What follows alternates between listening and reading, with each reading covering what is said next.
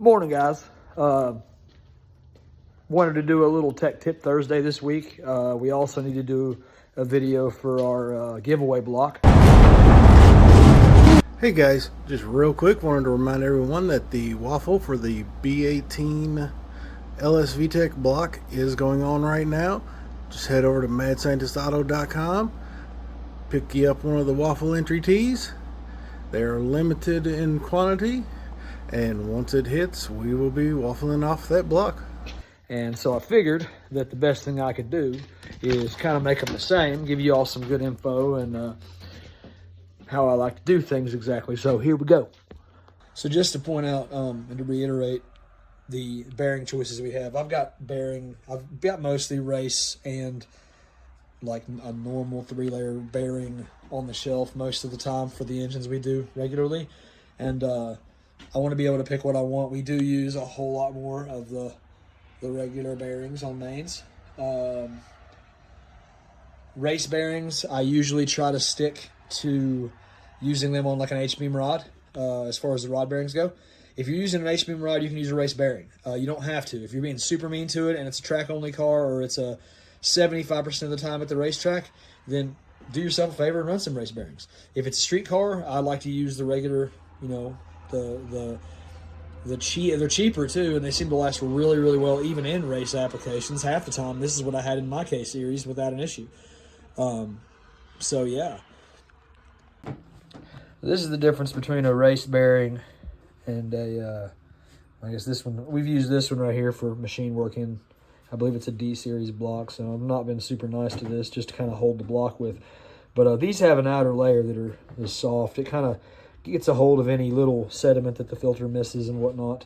A little more cushion to things. These are harder. They're made to kind of take a little bit more detonation and being mean to it in that way, but they won't take junk in the oil as well. And neither set's being run right now. Unless they need cleaned and stuff before finishing installs. These are LS1 stuff, and these were D series, but you get the point.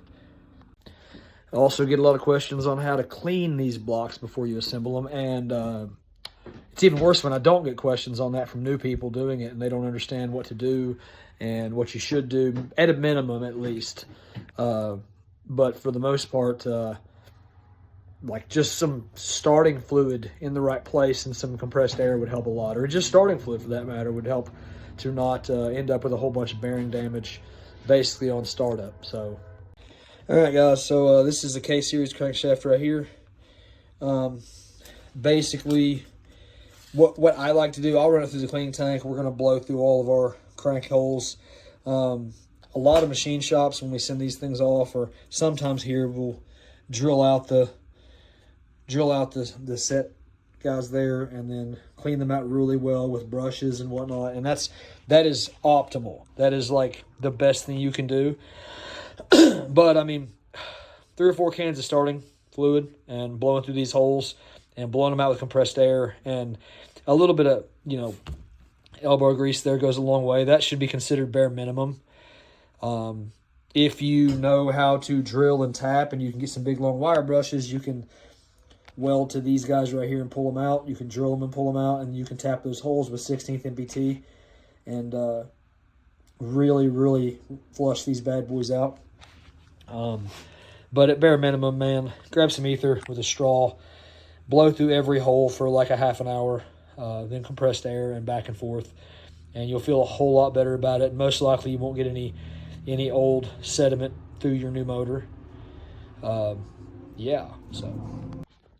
And also, everybody always asks me bearing clearances. I don't like to give them out very much because people blame me for everything.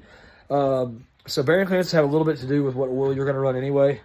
Our average seems to be main bearings. We just stick to kind of Honda clearances for the most part, like a 1.5, a 0015 clearance.